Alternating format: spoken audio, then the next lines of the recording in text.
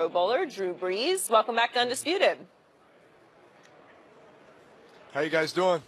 Doing good, nice and warm in LA. You launched a youth flag football league called Football in America. Can you tell us about it?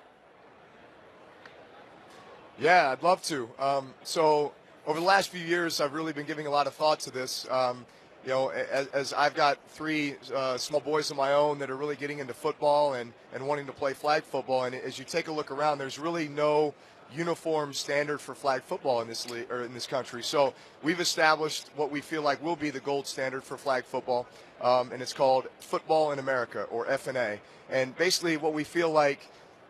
Basically what it is it's a co-ed flag football league for kids age kindergarten through 8th grade, children of all skill levels, with the idea that, so many parents out there are concerned with having their kids play tackle football, especially at an early age. And I think in many cases, there's parents that don't really know that there's an alternative out there, which flag football can be that alternative. I didn't play tackle football until my 9th grade year of high school. So up until that point, I played flag football, and I think those were some really formative years for me, and it really helped me transition into the tackle football game once I got to high school. But whether you transition to tackle football or not, what we've tried to create with our flag football leagues is a great, fun, family-friendly experience and environment. We have an online coaches platform and mentorship program to help teach young coaches. In so many cases, there's parents that want to teach their coaches, and yet if they haven't had any exposure to football, there's probably a level of intimidation that, they feel like they wouldn't know how to coach their kids' flag football team. And yet what we've created with our online platform is sample playbooks, coaching drills, teaching them mechanics, and that kind of thing that they can then impart on their kids, and also a hotline where we can provide that support for our coaches. Also the fun, family-friendly experience. There's music playing on Friday nights, which is when we play our games. At times there's bouncy houses and food trucks and everything else, and what we're trying to create is that fun, family-friendly environment where it's really when communities come together on Friday nights to watch their kids play, but also to fellowship and that kind of thing. And we also have a charitable component built in to our leagues where we give portion of the proceeds back into those communities to help with causes that are important to them. So, Drew, speaking of your kids, I don't know if you followed Tom Brady's documentary, Tom versus Time. Episode 4 was released yesterday, and it was all about how difficult Tom finds it to juggle his obsession with preparing for football games with trying to spend enough quality time with his kids. So, to you, how difficult is it for you with your 4 kids? It is difficult because I do want to spend every possible second that I can with my kids. I also understand that the commitment that I've made to my team is to put myself and them in the best position to succeed on Sundays, right? And that involves a lot of time, effort, and energy during the season. So I think what I do, and this is something my wife and I do at the start of every season, is we kind of come up with that schedule and that plan for, hey, when is Dad going to be home and what are we going to be doing to make sure that we maximize that family time together. And I think also it's something that the kids see and understand. And what I try to do is draw a positive from it as well, is that, hey, the kids know when Dad has to go to work, and the kids know the important job that Dad has to do, and they understand the commitment that he has to his team. And so that's something that hopefully will be instilled in them, that, hey, whatever they choose to do, whatever their passion is, that they give it their absolute best, that they give it 100%, that they remain fully committed to it. And so I think there's positive lessons that can come from that. But at the same time, it is a balancing act because there's only so many hours in the day. Drew, you were 10 seconds away from going to the NFC Championship game. As you're standing on the sideline and that ball is completed, what's going through your mind, and what do you tell your young rookie safety how to overcome such adversity? Yeah, listen, that was tough. I mean, that whole game was just a range of emotions. You know, we played terrible in the first half. We're down 17-0.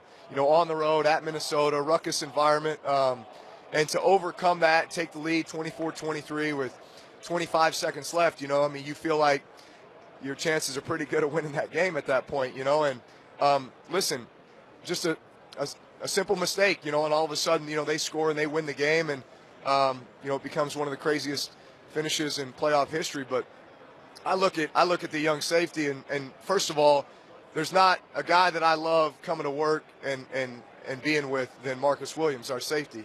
And I think personally that he's going to be one of the best free safeties in this league, as we go along here. He is such an important part of our defense and of our team. And there's not a guy who works harder or who prepares better than him. And so I think you look at it one of two ways. Either you go in the tank or you use it as fuel to accomplish something great in the future. I know when that play comes around in the future, that guy's going to make a play that's going to allow us to win a big game or to win a championship. I fully believe that, and that's what I've tried to tell him as well. So, Drew, back to Tom Brady. He says he has discovered a nutrition sort of system and a stretching system under this new trainer of his, Alex Guerrero, who he's been with for several years now, and that he can play maybe 4 or 5 more years. You're a year behind him at age 39. Are you interested in what Tom's figured out that he says he's holding off Father Time doing? Listen, I believe it. 3 years ago, I made the statement that I felt like I could play till I'm 45. I still believe that, but it's just a matter of whether I want to, whether that's going to happen. Honestly, I think that what we know now in regards to how to take care of our bodies, so recovery, the maintenance aspect, how to train ourselves, diet, nutrition, sleep, just what the information that we have now, I think, certainly could allow us to be able to do that. Physiologically, it's possible. Obviously, Tom has his system, and it works. I know the system and the routine that I engage in every offseason, kind of the process that I go through. I found something that works for me, and I feel like it allows me to feel great and to play at the highest level that I can. But I think you just take all the things that you feel like are within your control, and you do whatever you can to put yourself in the best position to succeed. And I think for me, though, it's the mindset that, there's no more important year than the year that's right in front of me. And so I can't sit here and project how long I'm going to play, other than I know that I'm going to stay in the moment. And there's no more important year or opportunity than the one that's right in front of me, and I'll worry about the future next year. What do the Saints need to do to make sure they're playing in the 2019 Super Bowl in Atlanta? Well, I think we took a lot of strides towards that this year. I felt like we had a great draft, a couple rookies that really stepped up and played big for us. Were highly productive. I felt like we made some great moves in free agency. Not only bringing in productive players, but guys that are great in the locker room, great leaders, and can be for us for a long time. I think we continue to build depth at certain positions and promote competition by going out and acquiring guys, whether that be through free agency in the draft. It's something obviously you do every year. You understand that the entire league retools every year and goes into the season feeling like it could be their year. But I would say we're poised to make a run. It's all about the mindset that you approach the offseason and then the season with. And I think if you think that you're just going to pick up where you left off, you're kidding yourself. You've got to earn it each and every year. You have to reestablish your identity each and every year. You have to approach the offseason with a great sense of urgency. It's a race to improve. It's a race to get better. It's a race to put yourself in a position to have an edge on everybody else. So as long as we maintain that mindset, I think we're going to be pretty good. And just how special can Alvin Kamara be? Listen, he's a stud.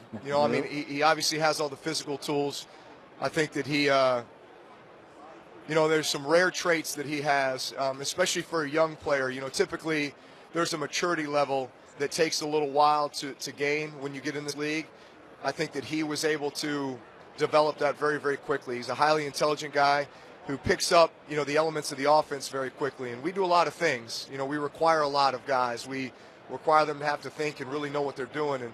And, since he was able to pick up things so quickly, we were able to put him and utilize him in a lot of different areas.